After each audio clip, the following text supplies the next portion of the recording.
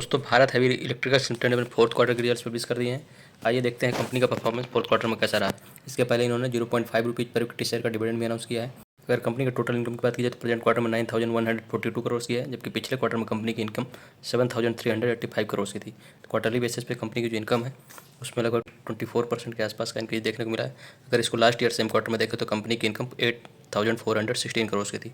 तो yearly basis पे company की जो रेवेन्यू है उसमें लगभग 8.5% के आसपास का इंक्रीज देखने को मिल रहा है। इसके बाद अगर कंपनी का एक्सपेंडिचर की बात करें तो प्रेजेंट क्वार्टर में कंपनी का एक्सपेंडिचर 8,448 करोड़ का है।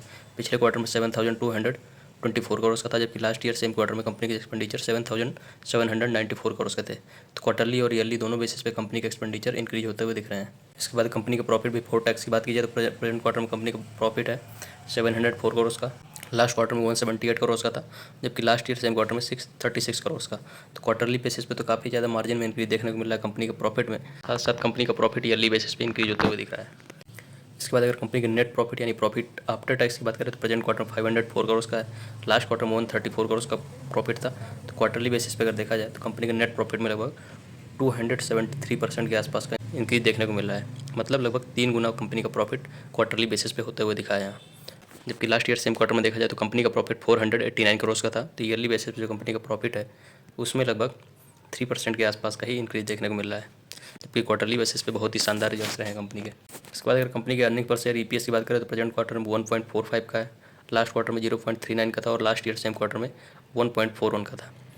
तो कंपनी का प्रॉफिट की तरह ही ईपीएस भी इंक्रीज होते हुए दिख रहे हैं क्वार्टरली और ईयरली दोनों बेसिस पे। इसके बाद अगर कंपनी के सेगमेंट रेवेन्यू की बात की जाए, भेल जो कंपनी है पावर और इंफ्रास्ट्रक्चर रिलेटेड कंपनी है। तो पावर सेक्टर से इनका जो रेवेन्यू जनरेशन है प्रेजेंट क्वार्टर में 6,192 करोड़ का है, जबकि इंडस्ट्री या इंफ्रास्ट्रक्चर से रिलेटेड जिनके प्रोजेक्ट्स हैं उनसे जो रेवेन्यू जनरेशन है प्रेजेंट क्वार्टर में 2,800 करोड़ का है।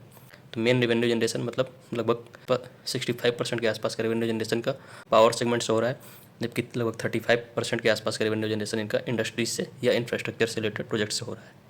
इसके बाद अगर कंपनी के शेयर होल्डिंग पैटर्न की बात करें तो प्रमोटर शेयर होल्डिंग यहाँ क्वार्टरली बेसिस पे चेंज नहीं हुई है। पिछले क्वार्टर और प्रेजेंट क्वार्टर दोनों में प्रमोटर शेयर होल्डिंग 63.17% की है, जबकि अगर एफआईआई की शेयर होल्डिंग देखें तो पिछले क्वार्टर कंपैरिजन में यहाँ डिक्रीज देखने को मिल रहा है।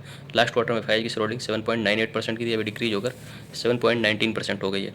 डीआईएच की अगर शेयर होल्डिंग देखें तो पिछले क्वार्टर में डीआईएच की शेयर होल्डिंग 15.49% की थी, अभी इंक्रीज होकर 16.34% हो गई है।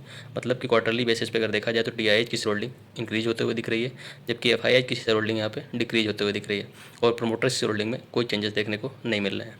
तो ओवरऑल अगर रिजल्ट्स की बात की जाए तो कंपनी का परफॉर्मेंस क्वार्टरली बेसिस पे तो बहुत ही शानदार है।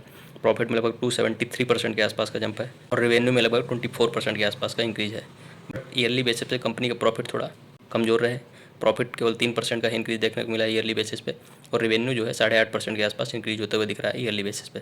कंपनी ने 0.5 रुपीज़ पर इक्विटी शेयर का डिविडेंड भी अनाउंस किया है।